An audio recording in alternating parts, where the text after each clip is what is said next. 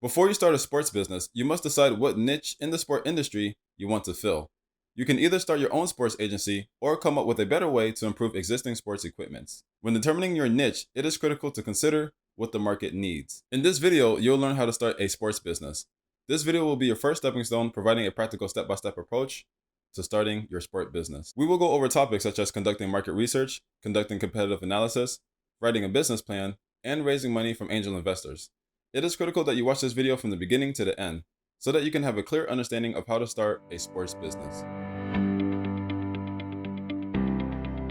The first thing you should do before starting a business is conduct market research.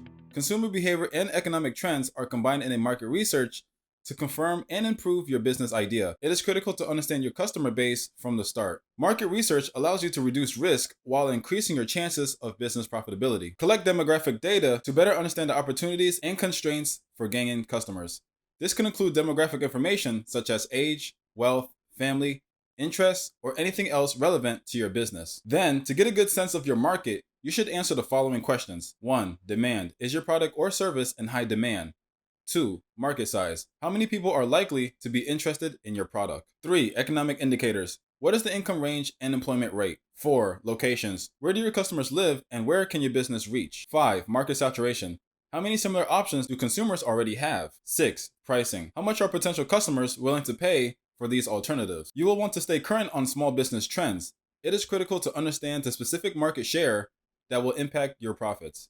You can conduct market research using existing source, or you can conduct your own research and reach out directly to consumers. Existing source can save you a lot of time and energy, but the information may not be as tailored to your target audience as you would like.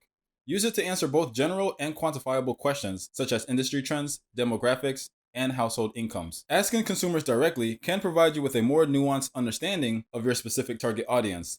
Direct research, on the other hand, can be time-consuming and costly. Use it to respond to questions about your specific business or customers, such as reactions to your logo, changes you can make to purchasing experience, and where customers might go instead of your business. Direct research methods include surveys, questionnaires, focus groups, and in-depth interviews. Following market research, the next step is to conduct competitive analysis to identify a market advantage. Competitive analysis allows you to learn from businesses that compete for your potential customers.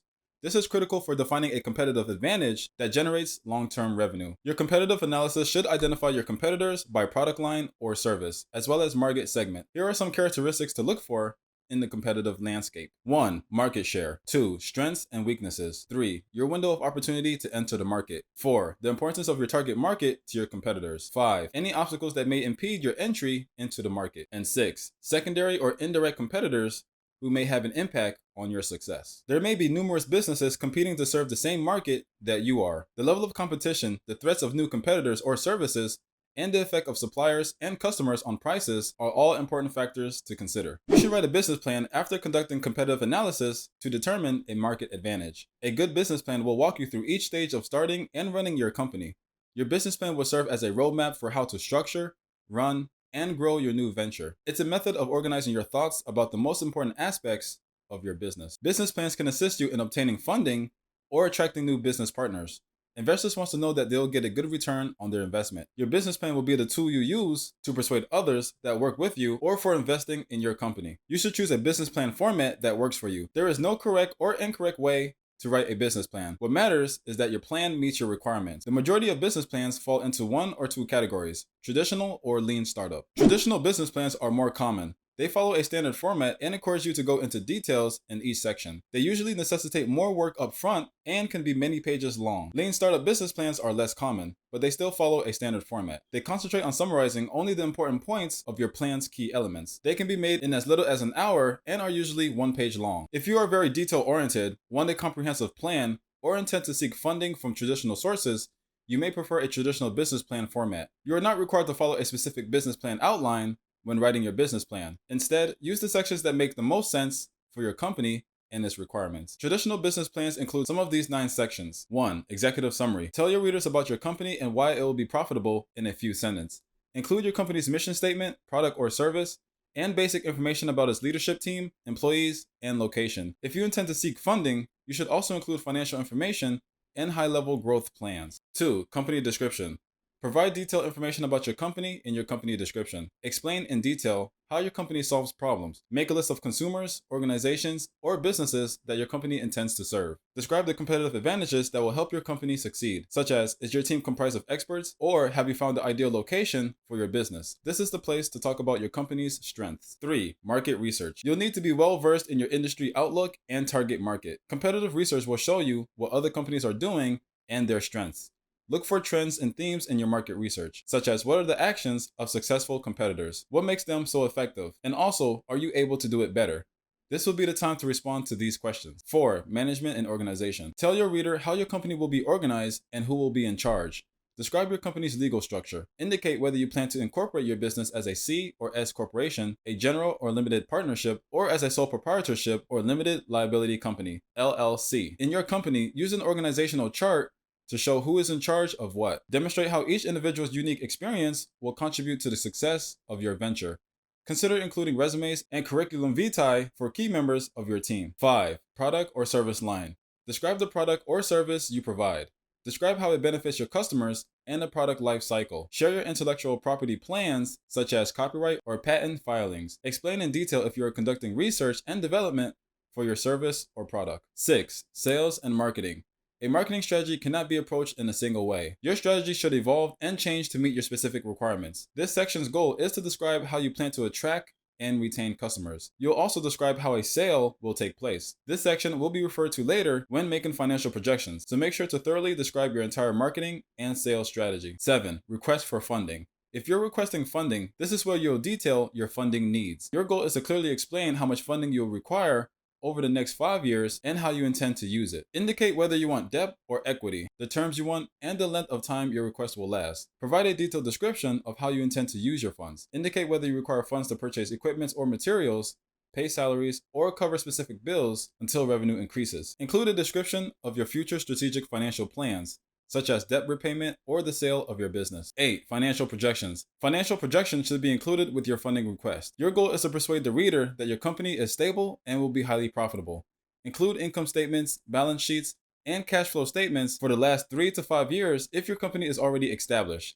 If you have any other collateral that could be used to secure a loan, make sure to include it as well. Provide a financial forecast for the next 5 years. Forecasted income statements, balance sheets, cash flow statements, and capital expenditure budgets are all included. Be even more specific in the first year using quarterly or even monthly projections. Make certain that your projections are clearly explained and that they correspond to your funding request. This is an ideal place to use infographics to tell your company's financial story. 9. Appendix. Provide supporting documents or other materials that were specifically requested in your appendix. Credit history, resumes, product pictures, letters of reference, license, permits, patents, legal documents, and other contracts are all common items to include. You may prefer a lean startup format if you need to explain or launch your business quickly, if your business is relatively simple, or if you intend to change and refine your business plan on a regular basis. Lean startup formats are diagrams that describe your company's value proposition, infrastructure, customers, and finances using only a few elements. They are useful for visualizing trade-offs and key facts about your company. A lean startup template can be created in a variety of ways. The following are the 9 components of a lean business plan. 1. Key partnerships. Take note of other businesses or service with which you will collaborate to run your business. Consider vendors, manufacturers, subcontractors, and other strategic partners. 2. Key activities. Make a list of the ways your company will gain a competitive advantage. Highlight activities such as selling directly to consumers or utilizing technology to participate in the sharing economy. 3. Key resources. List any resources you will use to provide value to your customers.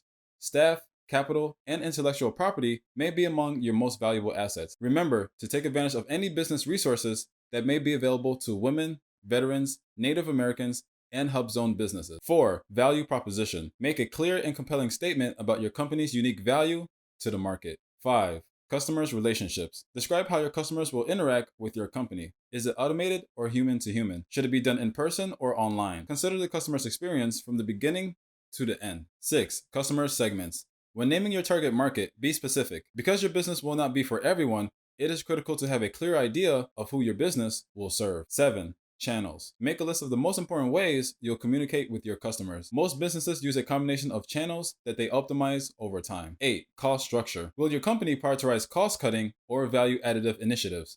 Define your strategy and then list the most significant costs associated with pursuing it. 9. Revenue streams. Describe how your company will make money. Direct sales, membership fees, and the sale of advertising space are a few examples. If your business has multiple revenue streams, make a list of all of them. Following the completion of your business plan, the next step is to secure funding for your venture. Starting a business costs money. One of the first and most important financial decisions most business owners make is how to fund their venture.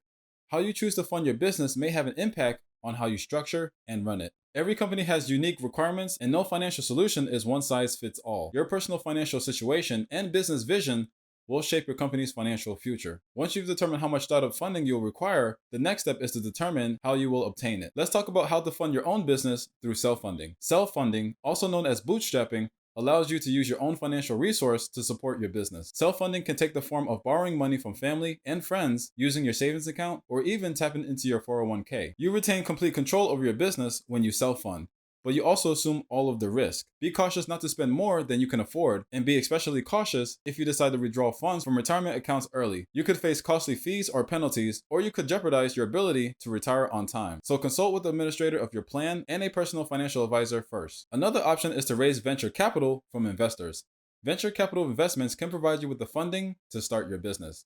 Venture capital is typically offered in exchange for a stake in the company and an active role in its operation. In a number of important ways, venture capital differs from traditional financing. Typically, venture capital focuses on high-growth companies. Rather than debt, they invest capital in exchange for equity. They also take higher risk in exchange for potential higher returns, and it has a longer investment time frame than traditional financing. Mostly all venture capitalists will want a seat on the board of directors at the very least. As a result, be willing to give up some control and ownership of your company in exchange for funding. There is no certain way to obtain venture capital, but the process generally follows a standard sequence of basic steps. 1. Find an investor. Look for individual investors, also known as angel investors or venture capital firms. Make sure to conduct sufficient background research to determine whether the investor is reputable and has experience working with startup companies. 2. Share your business plan. Your business plan will be reviewed by the investor to ensure that it meets their investment criteria. Most investment funds focus on a specific industry, geographic region, or stage of business development. 3. Go through due diligence reviews. The management team, market, products and service, corporate governance documents, and financial statements of your company will be scrutinized by the investors. 4. Negotiate the terms. If they decide to invest, the next step is to reach an agreement on a term sheet that outlines the terms and conditions under which the fund will make an investment. 5. Investment. You can get the investment once you agree on a term sheet. When a venture fund invests, it becomes an active participant in the company. Venture capital is typically provided in rounds. As the company achieves milestones, additional rounds of financing are made available, with price adjustments as the company executes its plan. If you found this video useful, please show your appreciation by clicking on the like button. Also, let us know in the comments if you'd like us to make a long, in-depth follow-up video to learn more about how to start this business. Also, don't forget to click the subscribe button to see more videos from Shaun Academy, an extension for education.